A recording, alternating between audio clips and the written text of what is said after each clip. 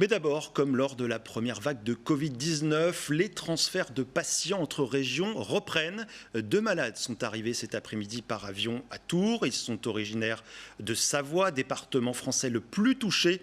Une aide exceptionnelle car les services tourangeaux sont eux aussi saturés. À l'aéroport, on retrouve Romain Delville. Les deux patients, deux hommes d'une soixantaine d'années, sont arrivés sur le tarmac de l'aéroport de Tours peu avant 16 heures.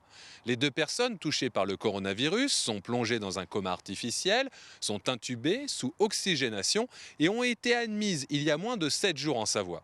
Si elles ont pu être transportées par les airs jusqu'à Tours, c'est parce qu'elles n'ont plus à être placées en décubitus ventral, quand les infirmiers et infirmières doivent retourner régulièrement le patient afin de l'aider à respirer.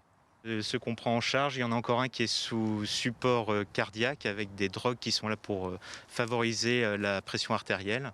C'est celui que va prendre en charge ma collègue Sylvie Limousin avec le docteur Leïla Camboni. Et puis moi, j'en ai un qui est un petit peu en surcharge pondérale qui, lui, a fait du décubitus ventral pendant 2 jours.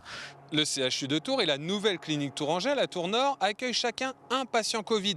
Ils répondent à l'appel d'une région fortement touchée par le coronavirus.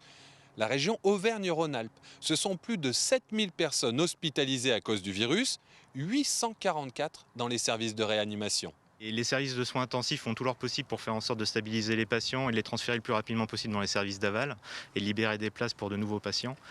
Voilà, c'est une rotation constante et les efforts des confrères sont très importants.